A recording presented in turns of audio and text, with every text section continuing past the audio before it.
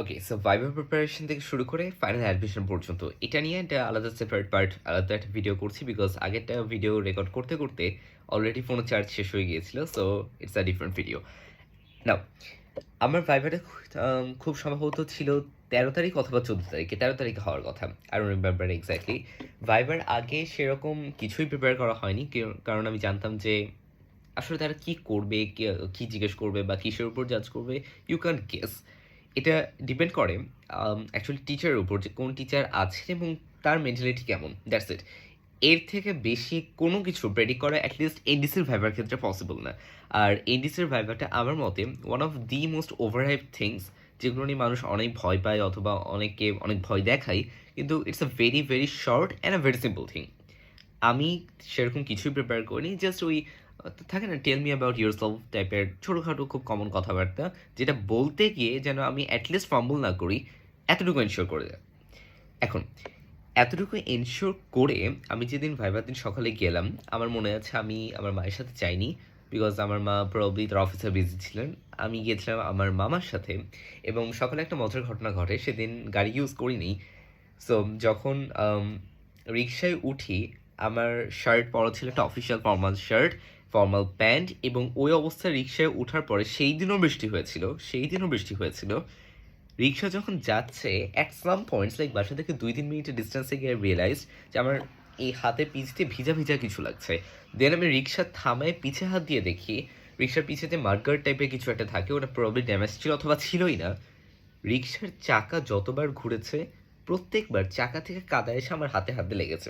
পুরো পিছে ওরকম লাইক কাদার কি বলে স্পট পড়ে গিয়েছে। সো ওটা ইনস্ট্যান্টলি নেমে টিস্যু দিয়ে ওর হোয়াট এভার যতটুকু ফিক্স করা যায় করলাম। বাট ততক্ষণে বাসায় ব্যাক করে যে আবার ড্রেস চেঞ্জ করে যাব, এতটা কিছু করার টাইম ছিল না। আর ওটা করাটা একটা আলাদা স্ট্রেস নেওয়া হতো, যেটা ইচ্ছা করে করিনি।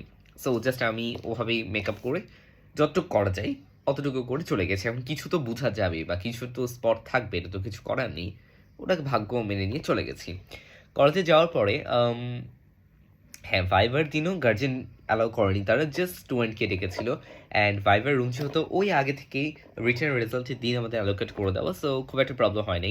আর এর আগে অনেকবার নটরডেমে যাওয়া হয়েছে বলে কোন বিল্ডিংটা বা কোন রুমগুলো কোন বিল্ডিং হতে পারে এটা একটা ধারণা ছিল। প্লাস ওখানে ব্রাদাররা ছিলেন, দে ওয়ার ভেরি হেল্পফুল, তারা গাইড করেছে।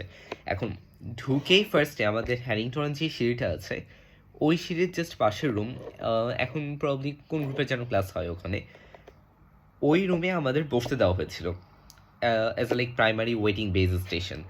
সো ওখানে যখন আমরা ফার্স্টে যাই, আমরা বসেছিলাম প্রায় অনেকক্ষণ বসেছিলাম, অনেকক্ষণ মানে অ্যাকচুয়ালি অনেকক্ষণ। আই ডোন্ট রিমেম্বার কতক্ষণ, বাট আসলেই অনেকক্ষণ। তখন পরিচিত আমার আমার যে স্পিচ একজন ইংলিশ ভার্সন ছেলে বসেছিল, ওই ওখানে ইন্ডাস্ট্রিতে আছে, ওর সাথে পরিচয় হয়, আশেপাশে মানুষের সাথে পরিচয় হয়। দেন ঢাকা বাইরে থেকে কারা আসছে, কারা কমার্সে, আর্টসে, এরকম বিভিন্ন কথা শোনা হয়। যদি আর্টস কমার্সে বসার রুম এটা ছিল না, so আমাদের সামনে যে কমার্সের ছেলেটা বসেছিল, ওকে পরে আই হ্যাড টু ওয়ার্ন যে ব্রো তোমার রুম প্রবলি আলাদা। সো ওকে তখন ওখানে গিয়ে পাঠানো হয়, and it was fine. But যখন অনেক দেরি হচ্ছে, আমি তখন বাইরে গিয়ে ওখানে যিনি ছিলেন দায়িত্বে, তাকে একটু জিজ্ঞেস করলাম যে ভাইবার জন্য আমাদের যে অ্যালোকেটেড টাইম ওটা তো পার হয়ে যাচ্ছে বা সামথিং লাইক দ্যাট। তো তিনি তখন আমাকে বললেন গিয়ে চুপচাপ বসে থাকো। ওকে, সো আমি আবার গিয়ে চুপচাপ বসে থাকলাম, অ্যান্ড এরপরে এক পর্যায়ে আমাদের ডাকা হলো যে রোল এত থেকে এত ইংলিশ ভার্সন বা এরকম কিছু একটা, রোল না অ্যাডমিশন সিরিয়াল, সো এত থেকে এত ইংলিশ ভার্সন কিছু একটা আসতে। তখন আমরা আবার ওই হ্যারিংটনের সিঁড়িতে উঠে গেলাম। আমার ভাইভাটা ছিল খুব সম্ভবত 331 নম্বর রুমে। 331, 331 নম্বর রুমে আমার ভাইভা, এবং তখন ওই যে বেঞ্চগুলো দেওয়া হয়েছিল এখন যেখানে বায়োলজি ডিপার্টমেন্টের সামনে দিয়ে এক রো বেঞ্চ ছিল। 334, যেটা আমার ক্লাসরুম, গ্রুপ 16, ওই রুমের সামনে দিয়ে আরেক রো বেঞ্চ ছিল। সো প্রাইমারি বেঞ্চ হিসেবে আমরা বায়োলজি ডিপার্টমেন্টের সামনের বেঞ্চের রোতে বসি, অ্যান্ড দেন ওখান থেকে একবারে ভাইবার আগ মুহূর্তে আমরা 334-এর সামনের বেঞ্চটাতে বসি। 334 ইংলিশ ভার্সনে ভাই হচ্ছিল, 331 ইংলিশ ভার্সনে ভাইবা হচ্ছিল। 34-এ প্রবলি রাজু স্যার ছিলেন, আর রাজু স্যারের সাথে রেজা স্যার ছিলেন, আই এম নট শিওর। আর 331, যেটাতে আমি ভাইভা দিয়েছি, ওখানে ছিলেন ফরহাদ মঞ্জুর স্যার আর রিটা জোসেফাইন মিস। এখন আমি ভাইবার সিরিয়াল যখন আগায় আসছে আমি সাথে করে অনেক সার্টিফিকেটস নিয়ে গেছিলাম। এটা বলা হয়েছিল যে কারো যদি কোনো এক্সট্রা কারিকুলার্স কিছু থাকে প্রেজেন্ট করতে চাই তারা নিয়ে আসতে পারে। রিটার্ন রেজাল্টের ইয়েতে তারা বলেছিল, নরটিম বলেছিল। সো আমি অনেকগুলো মানে যতগুলো নেওয়া দরকার আর কি নিয়ে গেছি। এখন ওখানে গিয়ে রিয়েলাইজড ওয়ান থিং যে আমার সার্টিফিকেট ফাইলটাও প্রবাবলি ওয়াজ দ্য হেভিয়েস্ট, কারণ আমি এর থেকে হেভিয়ার কোনো ফাইল দেখিনি। তখন একটা জিনিস মনে হচ্ছিল, আচ্ছা ঠিক আছে, যেহেতু আমি এতটুকু রিটার্ন ক্লিয়ার অফ করতে পেরেছি, that means at this point I can expect, I mean it's safe to expect যে তারা অ্যাটলিস্ট আমার এক্সট্রা কারিকুলার্স অ্যান্ড অ্যাকাডেমিক্স এটার প্যারাল ব্যালেন্সটা দেখে হলেও একটু ফেভার করতে পারে। নট শিওর, বাট করতে পারে। সো ওটা একটা কনফিডেন্সের বুস্ট ছিল। এখন এভাবে করে যখন আমাদের সিরিয়াল আগে আসছে মানে আমার সিরিয়াল আগে আসছে তার কিছুক্ষণ আগে প্রবাবলি আমার জাস্ট 1-2 জন আগে আমি দেখলাম যে ফরহাদ মঞ্জুর স্যার রুম থেকে একটু ব্রেক নেওয়ার জন্য বের হলেন। সো তখন রুমে বাকি আছে শুধুমাত্র রিটা মিস। এখন আমার যখন ভাইবার ফাইনালি কল আসলো 3047 প্রবাবলি তারা বলেছিল, অথবা নেক্সট কিছু একটা বলেছিল, আমার মনে নেই। সো আমি তখন রুমের সামনে গিয়ে দাঁড়ালাম 331-এর একবার জানালার দিকে, একবার লাস্টে দরজা থেকে ওই সাইডে যেই জানালাটা আছে সেখানে একটা বেঞ্চ দিয়ে সেট আপ করা হয়েছিল ভাইবা ইয়েটা। সো আমি ফার্স্টে একবার দরজার সামনে থেকে রুমের এই সাইড থেকে কি জানো মিসকে সালাম দিয়েছিলাম। সালাম দিয়ে জিজ্ঞেস করছিলাম মিস আসতে পারি, মিস বলেছে ইয়েস। অ্যান্ড দেন আমি গিয়ে টেবিলের সামনে দাঁড়ালাম। Then I wished her good morning. তারপর তিনি আমাকে বললেন কি জানো বসো বাবা, বা প্লিজ হ্যাভ ইউর সিট টাইপের কিছু একটা। সো আমি বসলাম। বসার পরে তিনি আমাকে জিজ্ঞেস করেন আমার সিরিয়াল নাম্বার কত। দেন তিনি নোট ডাউন করলেন 30437 কথাটা কোনো একটা জায়গায়। এরপর আমাকে জিজ্ঞেস করলেন তুমি কোন স্কুল থেকে। তখন আমি বললাম ma'am will city first college. The next thing she said was আচ্ছা ফাইনালি উইলস থেকে একজন। তখন আমি বুঝলাম ওকে, তাহলে উইলস থেকে এর আগে ওখানে ওনার কাছে অ্যাটলিস্ট আর কেউ যায়নি। এখন এই জিনিসটা এনডিসিতে হয় যে এনডিসিকে বলা হয় একটা মিনি বাংলাদেশ, কারণ এখানে ডাইভার্সিটি অনেক বেশি। এথনিক গ্রুপ থেকে শুরু করে মেজরিটি সবাই এখানে এক্সিস্ট করে। দ্যাট মিনস যদি আমার তখন ইনস্ট্যান্টলি মাথায় কাজ করছিল যে তারা যদি আলটিমেটলি কিছু টাই ব্রেকার হিসাবে নিতে চায়, ডাইভার্সিটি অফ ইনস্টিটিউশনসও দেখতে পারে, এবং সেই জায়গায় প্রবাবলি আমি একটু বেনিফিট পেতে পারি, যেহেতু উইলস থেকে এই পর্যন্ত কেউ আসেনি। যদিও এই এত মানে জটিল ক্যালকুলেশন মাথায় আনার দরকারই নেই, ভাইবা ভালো হলে রিটেন ভালো হলে এমনি সব ভালো হয়, মানে আমার মাথায় জাস্ট এগুলো চলছিল ইনস্ট্যান্টলি। এরপরে মিস আমাকে জিজ্ঞেস করছিলেন যে আমি যে স্কুলে ছিলাম আমি ওই স্কুলে রেগুলার যেতাম কিনা। এখন ওইখানে আমি রেগুলার যাই আর না যাই, ওইখানে উত্তর একটাই যে হ্যাঁ যেতাম। So I said yes miss, আমি ট্রাই করতাম রেগুলারলি যাওয়ার except for some causes like weather, political instability and sickness. আমি 3টা কথা বলেছিলাম। তখন মিস লাস্টের কথাটাকে ক্যাচ করেছে। এবং বাই দ্য ওয়ে যারা জানেন না, মিস কিন্তু খুবই কী বলবো স্ট্রিক্ট একজন পার্সন, এবং তিনি কথার এই যে ডিবেটে যেহেতু she is a debater, she knows how to get people through this words. এখন মিস আমাকে লাস্টের কথাটা টান দিয়ে ইয়ে করেছে, sickness, you have a sickness, এমনভাবে যে অ্যাজ ইফ মানে আমার কোনো ক্রনিক সিকনেস আছে। তখন আমি মিসকে বলছিলাম যে না, আমি সিকনেস বলতে ওই mild sickness like fever, flu etcetera, not some chronic or acute something. তো তখন তিনি আর এটার কোনো রিপ্লাই দেননি। এটার রিপ্লাই না দিয়ে তিনি তখন জিজ্ঞেস করছেন যে তোমার হাতে এগুলো কী, সার্টিফিকেট ফাইলটা দেখে। আমি তখন বলেছিলাম ম্যাম এগুলো সার্টিফিকেট, আমি কি আপনাকে দেখাতে পারি। আমি ইংলিশে বলেছিলাম problem may I show it to you or something. তিনি ডিরেক্টলি মুখের উপর বলেছেন না দেখবো না, মানে বাংলায় ডিরেক্টলি দেখবো না, আমাকে বলো কি আছে। এখন এটাতে না আমার একটু ইগো হার্ট হয়েছে যে এত কষ্ট করে নিয়ে আসলাম, লাইক এত এনরিচড একটা ফাইল আপনি দেখবেন না, এটা কী ধরনের কথা। সো আমি তখনও ফাইলটাকে খোলা ছিল আমার সার্টিফিকেটগুলো। সো আমি তার সামনে বলছি, অ্যাট দ্য সেম টাইম তার সামনে ওরা ধরে দেখাচ্ছি আর বলছি, মানে অ্যাটলিস্ট পে সাম অ্যাটেনশন ভাই, আমার অতটুকু দরকার ছিল। সো সাজিয়েছিলাম এভাবে যে আমার ম্যাথ অলিম্পিয়াডের সার্টিফিকেট আমি ফার্স্টে রেখেছিলাম, দেন এনডিসি থেকে কিছু সার্টিফিকেট, দেন এরকম আরও কয়েকটা certificates, and mostly they were of public speaking. So আমি ফার্স্টে বললাম মিস এটা ম্যাথ অলিম্পিয়াডের সার্টিফিকেট। তখন তিনি একটা নোট করেছেন যে আহা। সো এটা একটা পজিটিভ নোট বা positive gesture which gave me a little confidence boost. এরপরে পাবলিক স্পিকিং সার্টিফিকেটগুলো যখন আমি বলছিলাম যে মিস এগুলো টেম্পোর স্পিচের, এগুলো টার্ন দ্য কোটের, এগুলো পাবলিক স্পিকিংয়ের, এটা প্রেজেন্টেশনের, তখন দেখছিলাম যে like she was taking it in a positive way, যে এই ছেলে ভালোই করে হয়তো এক্সট্রা কারিকুলার সামথিং, পড়াশোনার সাথে ব্যালেন্স করেছে বা সামথিং, হোয়াট এভার, মানে সে কীভাবে চিন্তা করেছে আর বাট তার reactions were positive and welcoming. এখন অ্যামিনেবল টু রেসপন্স এক্ষেত্রে যেহেতু ছিল, সো এরপরে তিনি আর খুব একটা প্যাচার নাই। আমাকে ডিরেক্টলি জিজ্ঞেস করেছেন যে আচ্ছা তুমি যদি এই কলেজে পড়ো, তুমি কি এখানকার সব রুলস মানবা? আমি ডিরেক্টলি হ্যাও বলি নাই, নো বলি নাই, আমি বলেছিলাম মিস আমি অবভিয়াসলি আমার বেস্ট ট্রাই করবো সব অ্যাভয়েড করার। এরপরে তিনি একটা কথা বলেন নাই, তিনি বলছেন ঠিক আছে বাবা, you can go now. So আমি উঠে আবার তাকে থ্যাঙ্কস জানিয়ে চলে আসি। চলে আসার সময় রুম থেকে যখন আমি পুরো রুমটা হেঁটে এসেছি, রুমের দরজার এখানে, দরজা থেকে বের হব, তখন আমার মনে হলো আচ্ছা একটু পিছে ফিরে তাকাই তো মিস কী করছে, লাইক উনি কিছু লিখছে না কী করছে, আমার কিউরিয়াসিটি কাজ করছিল। আমি পিছে ফিরে তাকাইছি এবং ওর খুব লাইক সাডেন অ্যান্ড স্টার্টল ওয়েতে হয়েছে যে মিসের এটা বোঝার কথা না যে আমি পিছে ফিরে তাকাবো অর সামথিং, বাট আমি তাকাইছি এবং আমি তাকায় দেখি মিস আমার দিকে তাকাইছে। তো তখন আমি রিয়েলাইজ আচ্ছা তারা প্রবাবলি চলাফেরার মধ্যে যে স্থিরতা থাকে মানুষের, এটাও নোটিস করতে চাচ্ছে, হয়তো তিনি চাচ্ছিলেন অ্যাটলিস্ট, তাহলে তিনি এভাবে তাকায় থাকাটা, মানে তাকায় থাকার তো কোনো রিজন নেই। বাট আমি আমি আসলে জানতাম না ওই মুহূর্তে কী করা উচিত। আমি জাস্ট ওনার সাথে আই কন্ট্যাক্ট হয়েছে, আমি যখন পিছিয়ে ফিরে তাকিয়েছি, আমি আবার চুপচাপ বের হয়ে গেছি। এখন আম, বের হয়ে যাওয়ার পর থেকেও কয়েকদিনে তো অবভিয়াসলি একটা টেনশনের শুরু হলো। আমি বের হলাম, কলেজের বাইরে আমার আম্মু দাঁড়াচ্ছিলেন, আমার মামা দাঁড়াচ্ছিলেন, সো তখন তাদের সাথে গিয়ে কথা হলো, এমনি একটু হাসি মজা করে আমি বাসায় আসলাম। বাসায় এসে একটু ফ্রেশ হলাম, জুবাইর ভাইকে আবার নক দিলাম, জানালাম কি হয়েছে ঘটনায়, এবং একটু রাশে থাকে আমি জাস্ট একটা ভয়েস মেসেজ দিয়েছিলাম। And I am sorry Zubair ভাই, I am sorry, really sorry, উচিত হয়নি, আমি টাইপ করে দিতে পারতাম, বাট ওকে, তিনি আমাকে টাইপ করেই রিপ্লাই দিয়েছিলেন। এরপর আমার এক রিলেটিভের অপারেশন ছিল, সো আমি হসপিটাল চলে গেছিলাম directly, and basically the whole thing ended right here. এরপর থেকে হচ্ছে নর্মাল লাইফের দৌড়াদৌড়িতে এটা চলতে থাকে। এখন যখন ফাইনালি রেজাল্টের যেই দিনটা আসে, রেজাল্ট দিন দুপুরে প্রবলি 12টার দিকে রেজাল্ট দিয়েছিল, আর আমি যেহেতু নাইট আউল ছিলাম ইভেন বাই দ্যাট টাইম, আমি রাতে অনেক দেরিতে ঘুমিয়েছিলাম।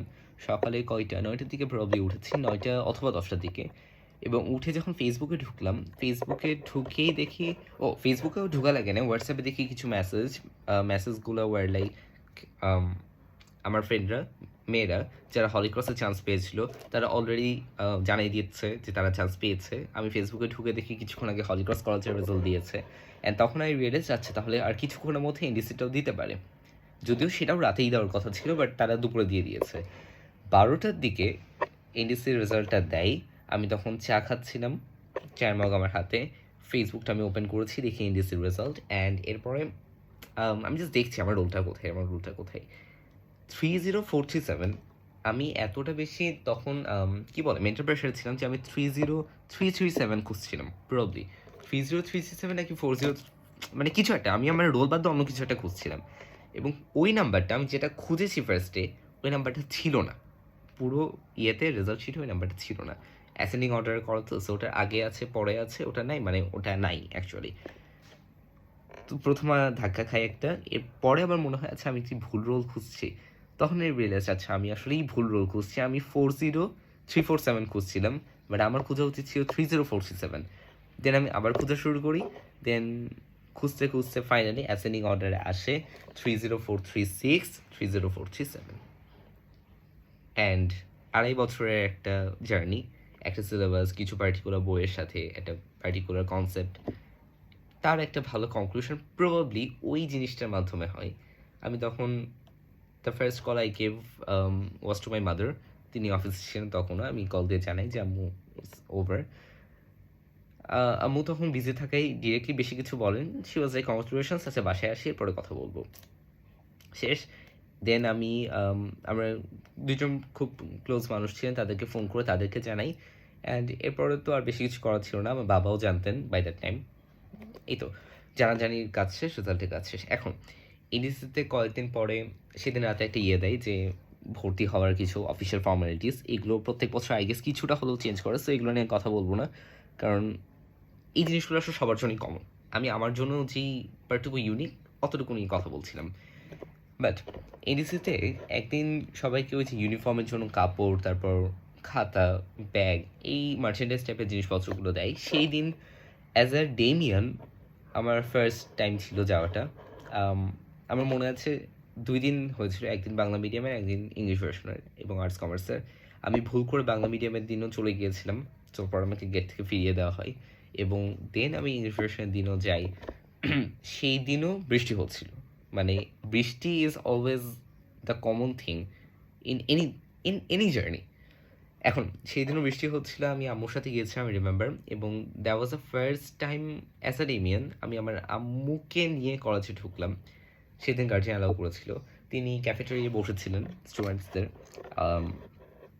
আমাদেরকে ফার্স্টে ওই যে মার্টিন ভবনের নিচে অডিটোরিয়ামটা আছে ওখানে নিয়ে একটু অর্গানাইজ করা হয়। দেন ওখান থেকে টিম ভবনের নিচের রুমগুলোতে তারা অফিসিয়াল কিছু ফর্মালিটির কাজ করছিল, ওই জায়গায় যাওয়া হয় এবং সেখানে আমাদের প্রথম as a Damian ID card যেটা আমরা পাই, টেম্পোরারি আইডি কার্ড, সেটা দেওয়া হয়।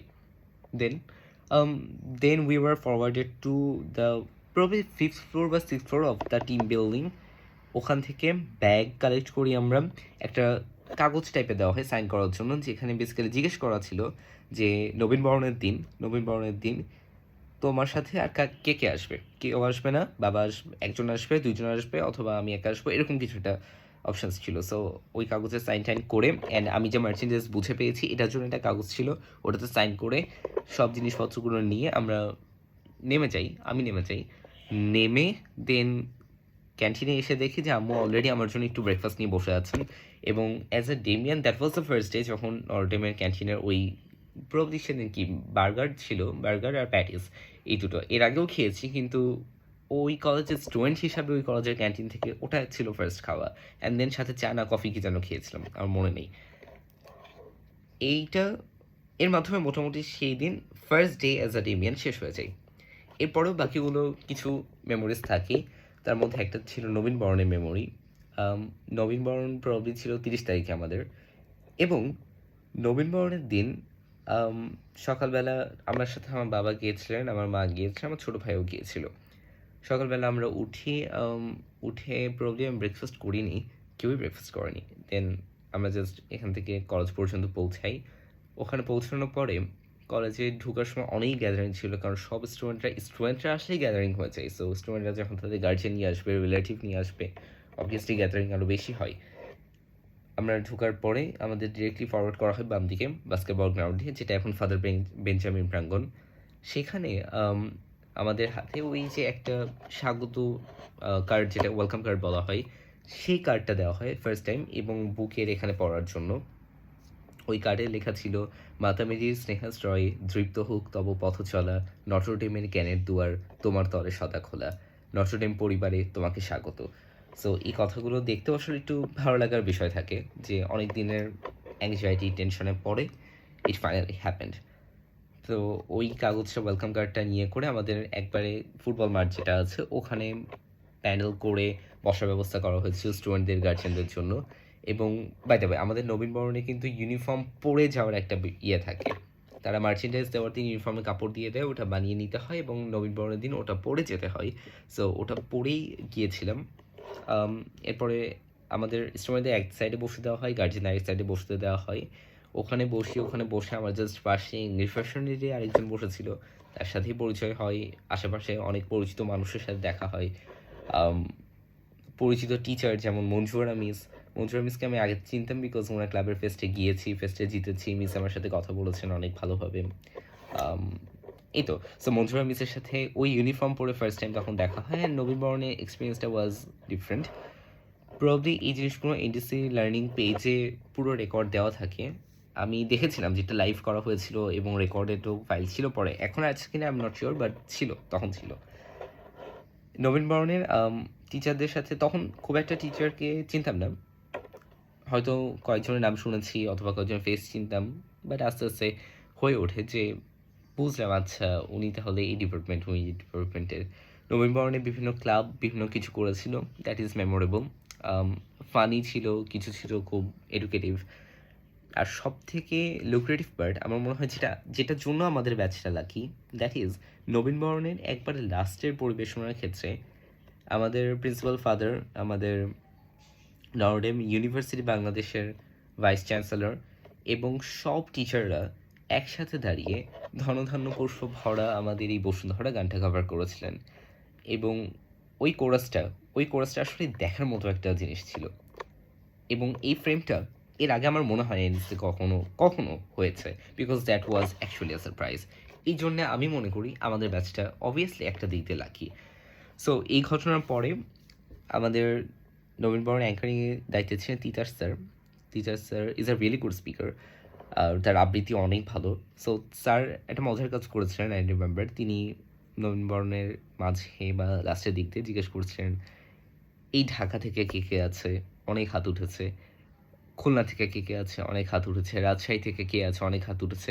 এবং তিনি অনেকগুলো জেলা, ডিভিশন, ডিস্ট্রিক্টের নাম বলেছে এবং দেখা গেল প্রত্যেকটা ডিস্ট্রিক্ট থেকে, প্রত্যেকটা ডিভিশন থেকে হাত উঠেছে। কেউ না কেউ আছে ওই ব্যাচে, ওই গ্যাদারিংয়ের মধ্যে, ওই ইউনিফর্মে। আবার তিনি যখন একবারে রাঙামাটির কথা বলেছেন, আমার গ্রুপে এখন জাস্ট আমার সামনে বসে একটা ছেলে আছে, ও রাঙামাটির। সো রাঙামাটি, খাগড়াছড়ির মতো একবারে প্রত্যন্ত অঞ্চল থেকেও এই কলেজে এসেছে, এই ইউনিফর্ম পরে ওখানে বসে আছে, এরকম মানুষ ছিল, তারা হাত তুলেছে। সো ওটা একটা দেখার মতো জিনিস ছিল। অ্যাট দ্য সেম টাইম আমাদের এনডিসিতে 2 দিন খাবার দেওয়া হয়। টিচার স্যার এটা বলছিলেন তখন যে যে কোনো ব্যাচকে জাস্ট 2বার খাবার দেওয়া হয়। একটা হচ্ছে তাদেরকে যেদিন ওয়েলকাম করা হয় সেদিন, আরেক দিন তাদেরকে যেদিন ফেয়ারওয়েল দেওয়া হয় বা বিদায় করা হয় সেদিন। এই 2 দিনের প্রথম দিনের খাবারটা আমরা সেদিন পেয়েছিলাম। ফার্স্ট টাইম আমাদের স্ন্যাক্স দেওয়া হয় এবং first of the 2 times. Last time probably waiting for us, আর কয়েকদিন বাকি। আচ্ছা, সো আমাদেরকে ওখান থেকে ক্লাসরুমস করা হয় যে সিরিয়াল নাম্বার এত থেকে এত এই ক্লাসরুমে যাবে, এত থেকে এত এই ক্লাসরুমে যাবে। সো আমাকেও যে ক্লাসরুম অ্যালোকেট করে দেওয়া হয়েছিল প্রথম দিন, আমরা সেই ক্লাসরুমে গিয়েছিলাম, পরিচিত অনেকে ছিল, তাদের সাথে একটা বেঞ্চে বসেছি, এভরিথিং ওয়াজ গোয়িং গুড। এরপরে সেই দিন ক্লাসরুমে রিফাত পারভিন মিস এবং বাংলা বিভাগের পাঠান স্যার, তারা দুজন আসছিলেন আমাদের সাথে, আমাদেরকে অ্যাড্রেস করার জন্য। প্রথম রিফাত মিস আমাদের সাথে কিছুক্ষণ কথা বলেছিলেন, পাঠান স্যার অতটা কিছু বলেননি। এবং রিফাত মিসের কথা চলতে চলতে আমাদের খাবারগুলো ডিস্ট্রিবিউট করে দেওয়া হয়, স্ন্যাক্স দিয়ে দেওয়া হয় সবাইকে, স্ন্যাক্সের প্যাকেট আর কি। ওটা নিয়ে স্ন্যাক্সের প্যাকেটের সাথে প্রবলি পানিও ছিল, কারণ I remember I was struggling with those water bottles. আর ওইদিকে গার্জেনদেরও স্ন্যাক্স দেওয়া হয়েছিল। সো এগুলো নিয়ে আমরা ফাইনালি কলেজ থেকে বের হই। ততক্ষণে আমার বাবা আর আমার ছোটো ভাই অলরেডি বাসায় চলে আসছিল, বিকজ আসলে নভেম্বরটা লাস্টের দিক দিয়ে একটু হেক্টিক লাগতে পারে, কারণ অনেক স্পিচেস থাকে, অনেকক্ষণ এক জায়গায় বসে থাকার একটা বিষয় থাকে। But that was enjoyable. I mean hectic হলেও ওর্থ ইট। সো আম্মু আমার জন্য ওয়েট করছিলেন। আম্মুর সাথে আমার ইচ্ছা ছিল যে আম্মুর সাথে সেই দিন কোনো একটা ছবি তোলার, বাট এত গ্যাদারিং সেই ক্যাম্পাসে, যেটা ফেস্টের দিন ছাড়া আসলে দেখা যায় না।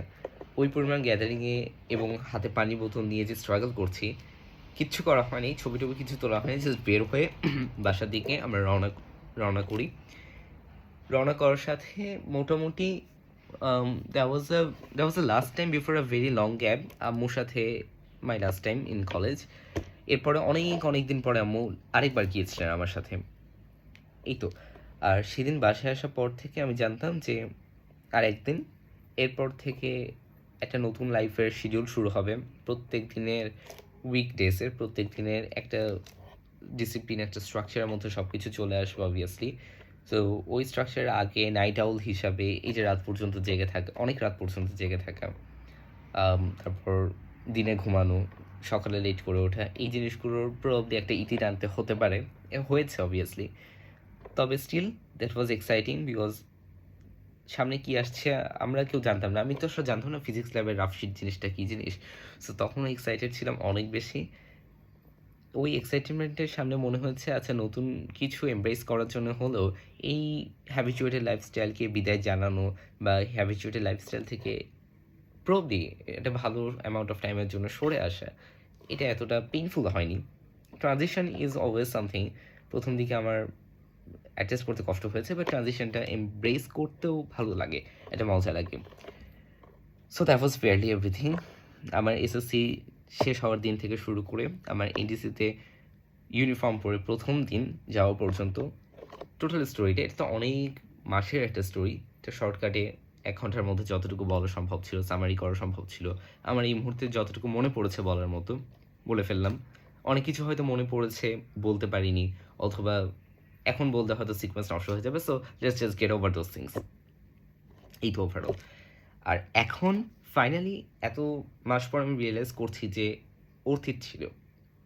যেই যেই কষ্টটুকু করা, যেই হ্যাসেলটুকু নেওয়া, যে প্যারা খাওয়া, এই সব কিছু ultimately at least till now worth it. They are paying off a lot more than what they costed. And সব কিছু মিলিয়ে যদি কেউ চিন্তা করে, শুধু নটরডেমের জন্য এটা না, আমি কোনো প্রতিষ্ঠানের নাম ডিরেক্টলি মেনশন না করলেও নটরডেম ছাড়াও বাংলাদেশে যারা যে প্রতিষ্ঠানগুলো অ্যাকচুয়ালি পে অফ করতে পারে স্টুডেন্টের এফোর্ট, সেই প্রতিষ্ঠানের জন্য যদি কেউ কষ্ট করে, কেউ যদি একটু এফোর্ট দেয় এবং এফোর্টগুলো যদি সিনসিয়ার হয়, তাহলে আমার মনে হয় দ্যাটস আ গুড গ্যাম্বল।